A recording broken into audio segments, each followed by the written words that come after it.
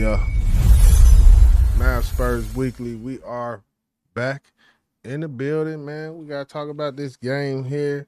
Mavericks, who are 19 and 29, versus the Hornets, who were 21 and 28, now 22 and 28 after this 123 to 121. Man, this game, man, golly, this Great was game. a tough loss.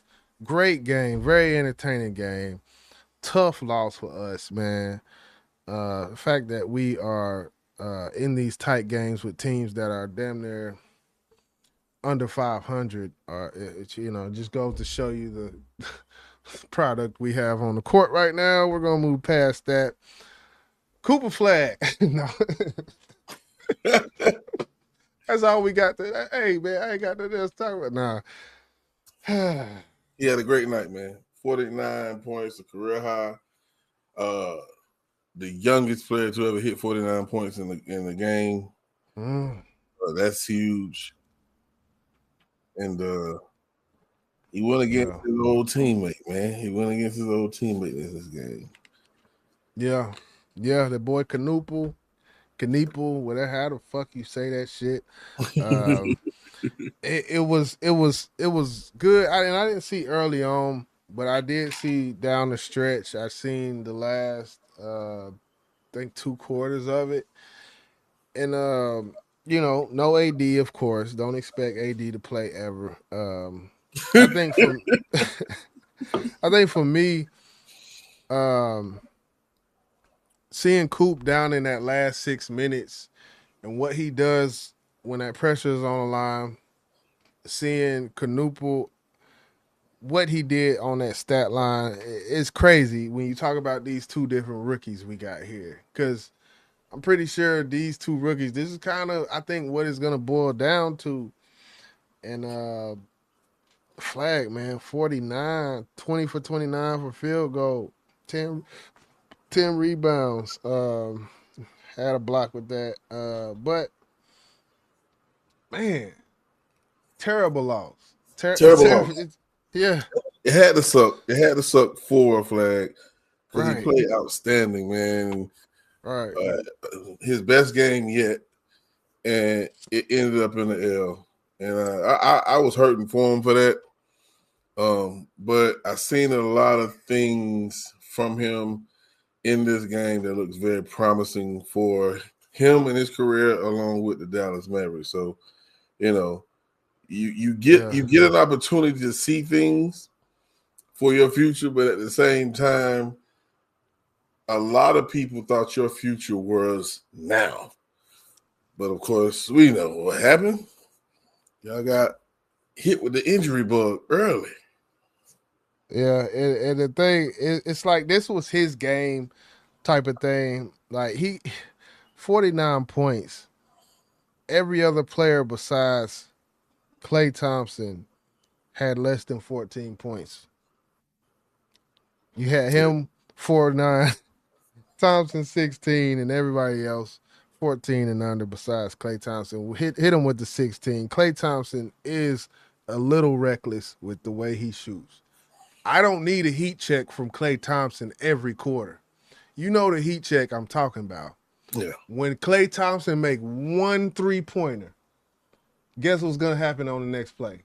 He might try to shoot that bitch damn near from the damn from the logo. I'm tired of seeing it, man. And if it works, it works. Okay, the heat check. Okay, boom, you got you one. Try another one. Boom, it don't work. Okay, shift. But you sitting up looking at Klay Thompson, 4 from 11 from 3-point. It was not on point, and he kept trying. It didn't work. I feel like that's all he does is shoot threes, and yeah, it just the Mavericks. It's we're in shambles, man. We're in shambles. If Klay could be more consistent, he's gonna be hell for you guys once you guys get healthy. And if we're seeing a rookie in Cooper Flagg take over the game when you have Klay Thompson, which we know he's not the Klay of old, we know that he's the Klay of old. You know what I'm saying? But if he can get consistent. If he get in that gym and work on that shot, man, he can get it back. I feel like he can. That shit just like, how do you become one of the best 3-point shooters in the game and then just fall completely off? I don't get that. Right, right. You know, looking at the Hornets, you had Knuble sitting up there with 8 of 12 from three, 10 of 16 field goal. You had Ball alone there, 6 of 10 from three. What jumps out when I'm looking at this is no player had more than 8 rebounds from the Hornets. And then you look at Mavs, you got 9, 11, 10, um, 5. It's almost like we be in these games most of the time just because our defense and rebounding. A lot of the times, more often than not, when that offense is not clicking, everybody's not clicking. Najee Marshall did not play tonight, which he's the other player. I feel like he's almost like the third option type of guy where I've seen him get 30 points 2 games in a row, 26 next game pop up with 28, and he didn't play at all. So maybe that was kind of went into Coop getting that 49, but we got a lot. We got we got a lot of problems, man. I mean, but the talent is there, and I know the fans. I know you probably get tired of hearing of wait till Kyrie come back, or Yeah, will AD ever get healthy, or yeah, should we just get rid of this big Data Davis guy off this team? Because by the time Kyrie do come back, and y'all ain't too far from out of the play from a playing spot. So I do feel like if y'all can hang around 11, 12, 13 until Kyrie gets back, y'all got a chance to get in the playing spot. I truly feel that way. This is no cap. Because we done witnessed what the Clippers did. The Clippers went from the worst team in the Western Conference to the boys is now what, number 10, almost number 9 now. yeah. They did it with subtraction. No more Bradley Beal, no more Chris Paul. And I don't like the way they did Chris Paul, but they got rid of people and got better. Right. It's going to take for y'all to get Kyrie back. That's just plain and simple. That's true. That's You true. can't count on AD. You can't count on him. I He like to show y'all the clothes in his goddamn closet more than his jersey, bro. and far as Kyrie, what incentive is it for him to come back to this team? It's really none. It's really none. Like, what incentive is it to rush back? Is it really rushing back, or is it the timetable? Like, I get it. I don't think it's really considered rushing back. It's the timeline that they gave him to return. We expected Right. him to come back in January. He's not coming back to after the All-Star break. So is that really still rushing him to come back? No. It's not rushing, but after you play, you got All-Star break, then you got okay, we about to be in February. After February, March, you got a couple months to play. Like what? I mean, Y'all beat then teams like Houston, bro. Remember, don't forget that. yeah, we have beat teams like Houston, and I think with these young guys stepping up. But I'm gonna just say right now, PJ Washington completely what I thought was his peak or what he could be, his potential. I feel like has changed completely. What I've seen out of PJ Washington the past month. When he started the year, PJ Washington was one of them guys where it's like you think he going okay, yeah, he's a good third option. He's a good, after AD Kyrie, or fourth option, whatever. Um, just the way he plays, man, it's just too reckless for me at times. He's a great rebounder, great defender, but as far as offensively, his awareness, man, is it. I look at sometimes he get the ball and it's like, man, look, pass that motherfucker right now. Christie is streaky, but it.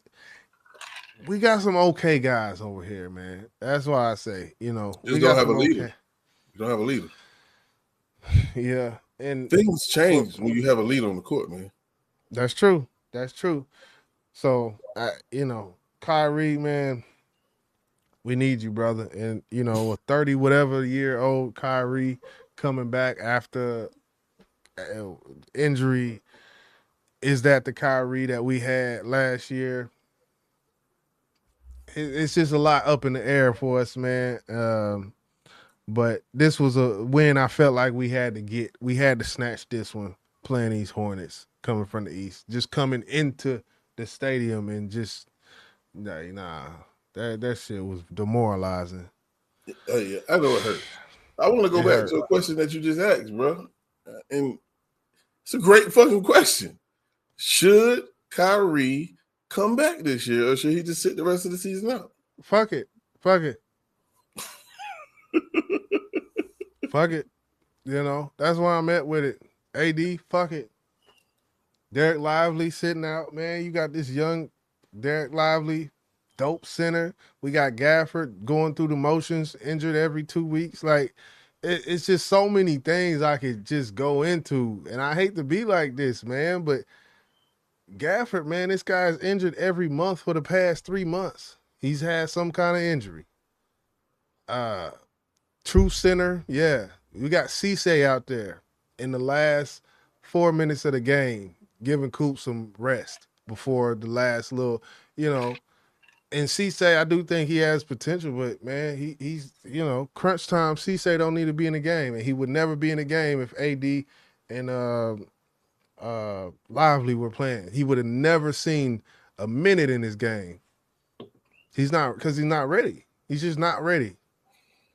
Well, he's getting the experience, and that's what you want your players to get. True. Unfortunately, they have to get it on the loss of some of your great players.